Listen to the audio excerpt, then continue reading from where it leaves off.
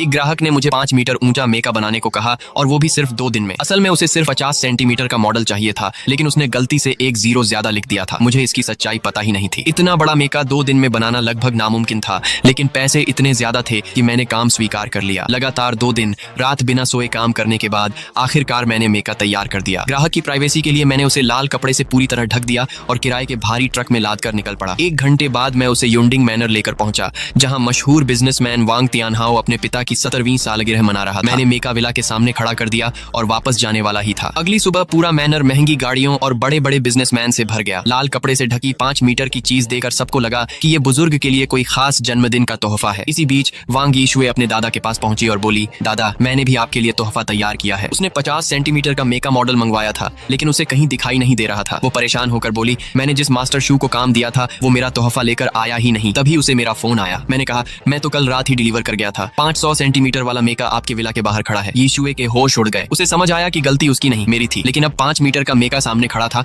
और उसे लग रहा था कि सिर्फ 2 दिन में बना है तो अंदर से जरूर घटिया होगा। आखिर सब लोग लाल कपड़े के पास पहुंच गए। यीशुए ने घबराते हुए कपड़ा हटाया और सामने खड़ा मेका देखकर पूरा माहौल बदल गया। वो इतना शानदार था कि किसी को यकीन ही नहीं हो रहा था कि इसे सिर्फ एक वेल्डर ने बनाया है। तभी लोगों ने शोर मचाना शुरू कर दिया, कॉकपिट खोलो, अंदर देखना है। यीशुए ने मेरा भेजा हुआ मोबाइल ऐप खोला। जैसे ही उसने एक बटन दबाया, मेका के अंदर से अचानक भारी मशीनों के चलने की आवाज आने लगी। सब लोग घबराकर पीछे हट गए। फिर मेका की आंखों में लाल रोशनी जल उठी। उसने सामने खड़ी यीशुए को पहचान लिया। अगले ही पल उसकी विशाल बाह आगे बढ़ी और यीशुए को उठाकर सीने के पास ले आई। कॉकपिट अपने आप खुल गया। यीशुए अभी कुछ समझ भी नहीं पाई थी कि मेका ने उसे अंदर खींच लिया। दरवाजा बंद होते ही पूरा माहौल सन्नाटे में बदल गया। अंदर बैठी यीशुए के सामने पूरा कंट्रोल सिस्टम अपने आप जाग उठा। उसे ऐसा लग रहा था जैसे वो किसी असली फाइटर जेट के अंदर बैठी हो। बाहर खड़े लोगों का उत्साह अब और बढ़ गया। लेकिन तभी एक आदमी ने सवाल किया, अगर ये सच में इतना एडवांस है तो क्या ये उड़ भी सकता है? सब हंस पड़े, क्योंकि किसी को भी विश्वास नहीं था कि 5 मीटर का लोहे का मेका आसमान में उड़ सकता है। सिर्फ वांग निंग चुपचाप खड़ी थी। उसके चेहरे पर जलन साफ दिखाई दे रही थी।